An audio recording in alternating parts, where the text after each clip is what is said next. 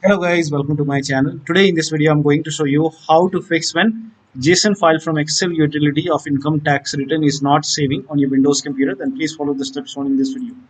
Now for this, type in turn turn Windows feature on or off. So over here in the search box, type in turn Windows feature on or off and then click on turn Windows feature on or off.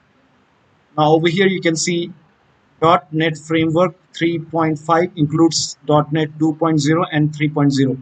So put a check on this box and then click on this plus sign and then put a check on Windows Communication Foundation HTTP activation and also put a check on non-HTTP activation.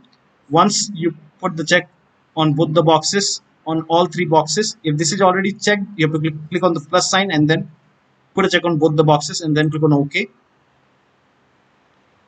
and let the process complete. Now click on let Windows Update download the files for you and let the download complete. Now once done, you can try to generate the JSON file and you should not receive the error. So that'll be all. Thank you so much for your time and please like this video and subscribe to my channel.